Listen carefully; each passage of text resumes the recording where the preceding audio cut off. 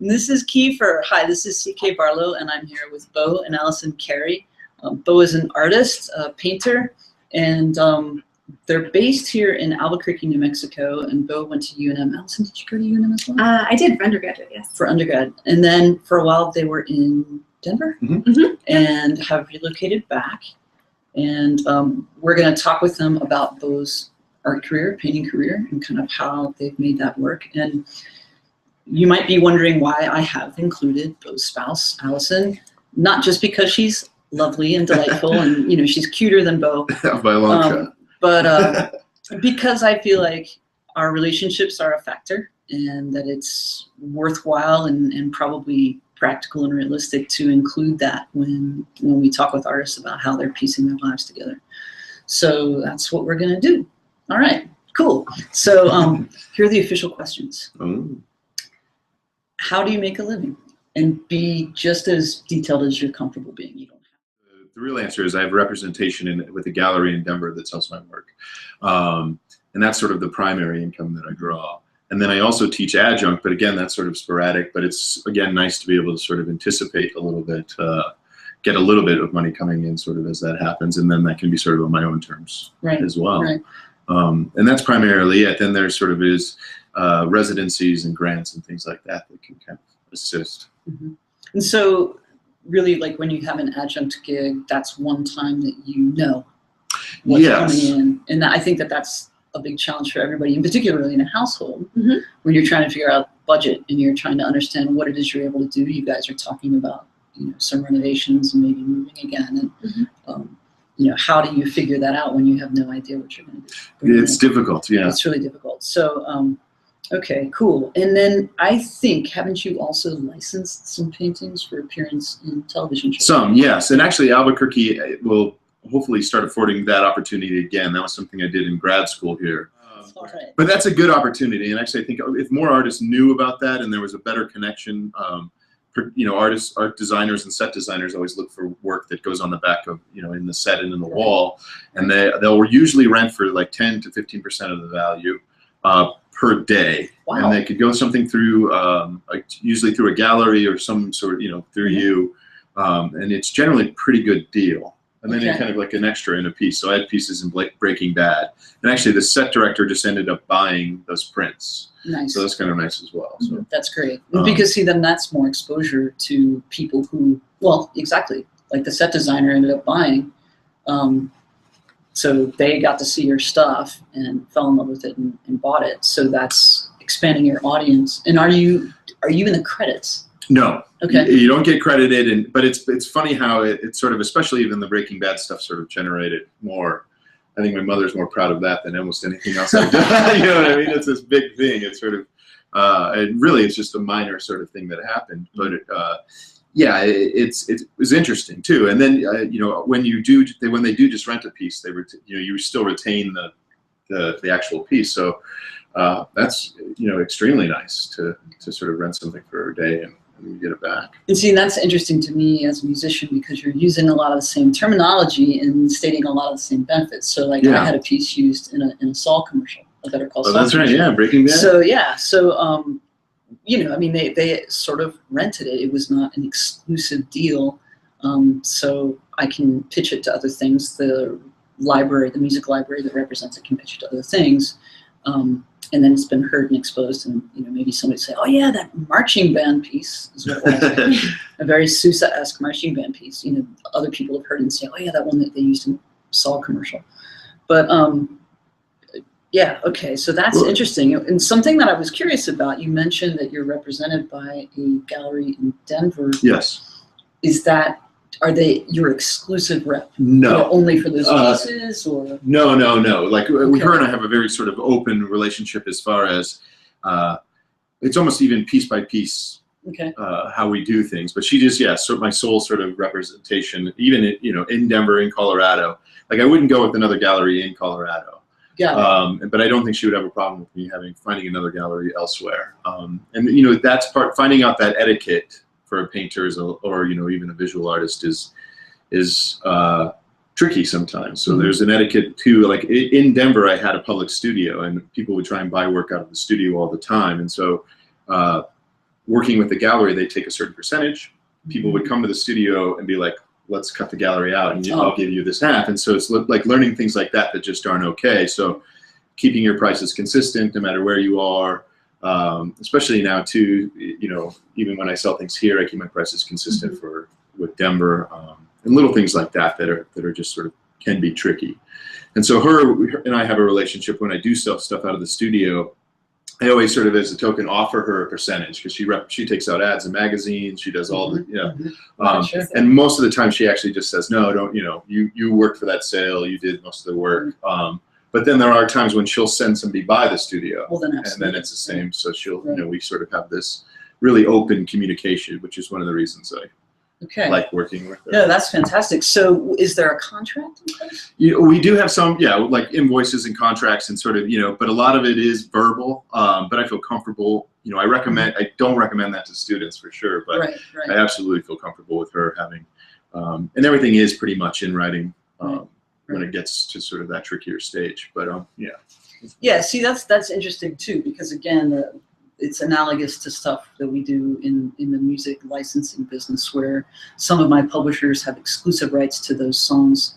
Others of my publishers, it's a non-exclusive contract, and I can have them with multiple libraries if I choose to do that. That can be a little dicey, but by no means, you know, if it's under exclusive contract and somebody contacts you outside of that relationship and tries to license it, no, it's just not cool. And people do it, and it's interesting. It's amazing that, you know, I don't know. It's one of those things. You know, at the end of the day, it's your name. Yes. It's your reputation. And it's like any other business, and you don't do that to people. Yes, that's exactly right. You don't make an agreement and then butts with it. Exactly. You know, offline, that's just uncool.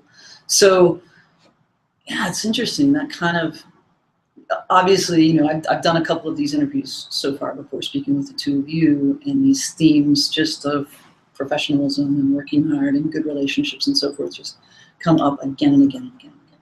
Yeah, it's a big one. It's cool. All right. So what's a typical work day for you? Well, you know, I'm a pretty regular, like I'm a studio, you know, in the studio almost all the time. So I'll take Alyson to the work, usually, you know, 7:30, come home, and usually I'll start. If I don't go right to the studio, I usually do emails and sort of like, I call it like filling the trough, feeding the trough. Yeah, absolutely. And I'll go through art books. I'll read, you know, art magazines, art blogs, and kind of just get my head in the right space, think about what I want to do in the studio. And then usually by 9 o'clock, I'm out in the backyard in the studio. In Denver, it was the same sort of routine. And I built a studio with 9 other artists, and I'd head out to there. But then once I get out there, that's just sort of how I'll spend the rest of the day. You know, take a break about lunch, go back on it, you know, right on out, and sort of adjust. And then it's, you know, it does vary day to day, where sometimes picking up supplies or, but it is sort of just establishing this really nice routine. And you know, I'm actually in the middle of it right now, sort of. You know, I just had a big show, no real major trips coming up, and so it's just like this beautiful just getting to make work and taking chances, making bad paintings, and then, you know, every once in a while making a good one. And I was talking to an artist last night about that, the luxury of making bad work. Sometimes you have to get them out. I mean, I'm working on a song right now. I'm kind of like, wow. But you know, it happens, and you get it done, and then you move on, and you figure out. That's how we learn and improve. Is when you figure out. Yeah. So now normally, or if I'm just talking to an artist by him or herself, I would say, you know, what was the sort of moment when you said, yeah, this is what I want to do. But I think I'm gonna adjust that a little bit and say, you know, at what point did it become clear to the two of you that it was going to be cool for you to just do that? Or has it always been this way for you as a couple? I think it's always been that way. I mean, we've been together for a long time, so I think Beau's focus has always been in painting. So as soon as he decided he wanted to get his master's, you know, we just decided to pursue that. And then after his master's, you know, I think and my day job a natural segue into and my day jobs have into the painting.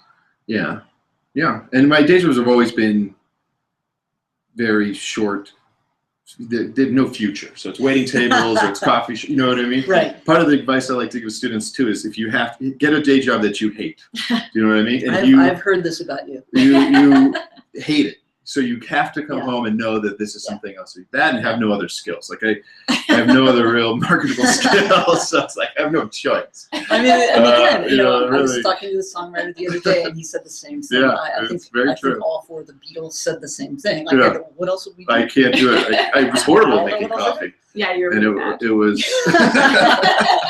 there's no future, even in the very little future in that job that I could have had. Right. But there's always that possibility that the need for that day job will arise too, which is part of the job. Where that's sometimes the hardest is that That's part of the uncertainty job. is part of the job of knowing that. Huh. But then I know that that it would be temporary. You know what I mean? Mhm. I sometimes worry that teaching is probably the closest thing that I do that could be compete the most with the job, because I like it so much, and and it's time consuming and demanding. So an adjunct works where it's like it's still, and it feels close enough to being in the studio, but it's not being in the studio, which is the largest problem. So I can come home from a long day of critiquing and working with students and feel like I've done something, and it's just not the same as being in the studio for 5, 6 hours, 8 hours of a day. Yeah, I don't know if you've had this conversation, but I've said exactly the same thing about teaching to Karen. I actually love it. I always thought I was too shy, and I was like not cut out for it. And then I started doing it. I was like, wow, this is That's awesome. I love it. I love it. I love it. Yeah. And it does compete. And my partner Karen would just be like, it all counts. It's all music. It is okay. And it's okay. You're like, oh, I'm not composing, but it's good. Yeah. I'm giving back, and when you have to explain why you do something the way you do it, doesn't something kind of cool happen? Yeah, I get a lot from that as well, having to sort of explain the process. And I think that there's an advantage of being a teacher who's also heavily into the actual practice of what they're teaching. Because I see sometimes there's a difference between full-time teaching and then that practice it's not quite the same. So that's a big thing when I teach, is like this is how I do it actually in the studio, or this is how I make this practice, or this is how I would apply this lesson that we're working on now immediately to what we're doing outside of school. But I don't know. There is something special about it. I do love the job, and the relationships you build with students, they kind of continue on. What do you get from it when you go out camping? I just love being outdoors. So what we typically do is we'll go camping or hiking or backpacking somewhere. Right. And I love hiking. So I'll take the dog and we'll go on a hike. And Beau said he has a great setup to paint outdoors. Fantastic. I don't want to call it plein air painting, but it is. You can.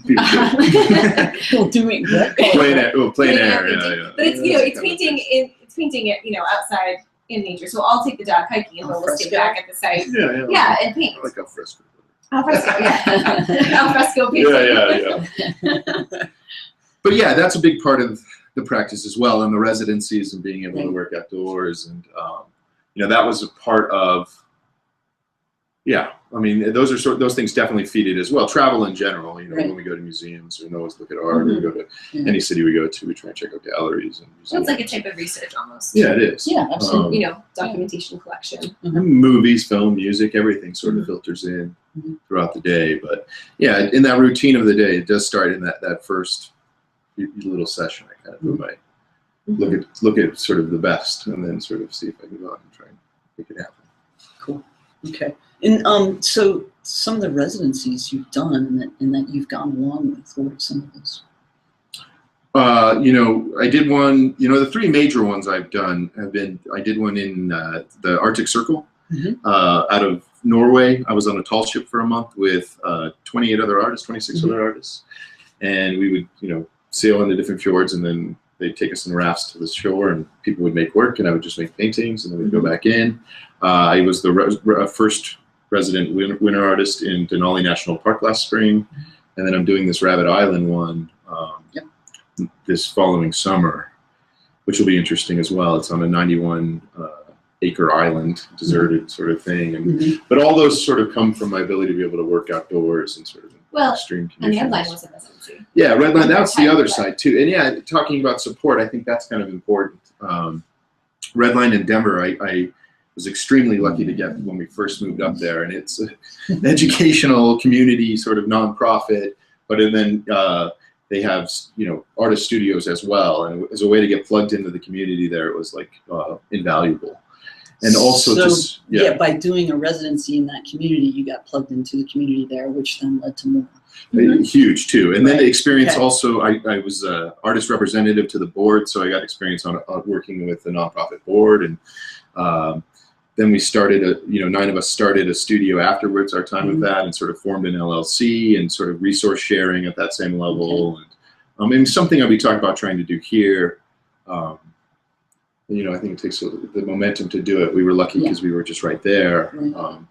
But you know, those things all came from that residency as well. And residencies have so many different shapes and sizes that they're all not just travel and things like that. But most of the residencies, they come with, you know, in addition to having a show at the end of it, you also have that nice network of international artists that you wouldn't otherwise know. Yeah, that's the big thing. Which is already, you know, huge. You've kept in contact with them and you're exchanging ideas and.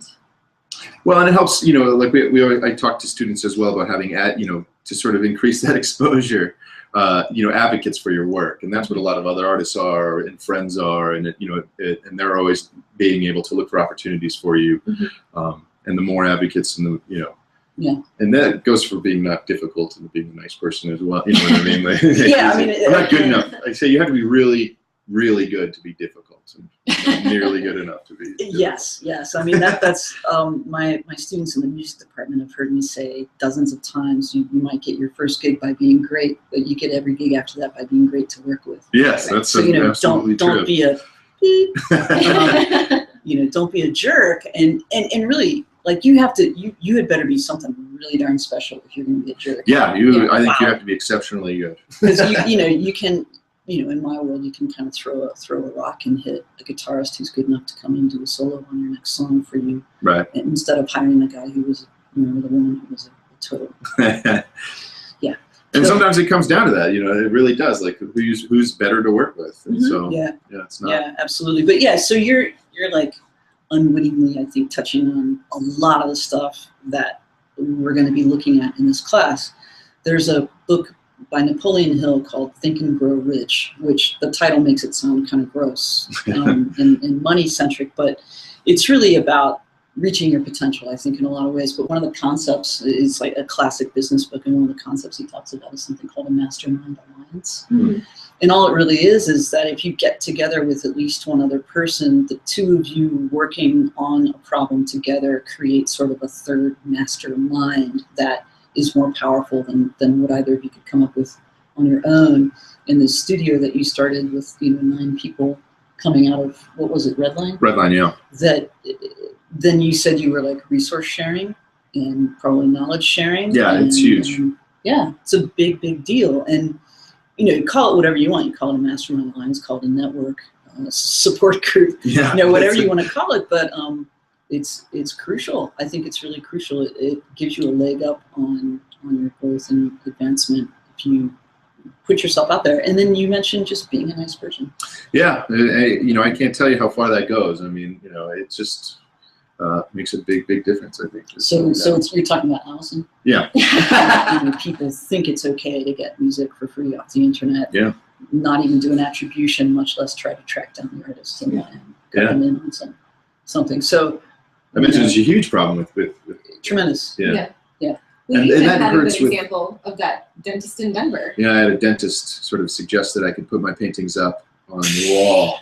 Right. And sorry, I shouldn't be so blatant about my disgust, but I'll just be blatant about my disgust. I pitched to him. I was like, you know, well, how about we just do a trade?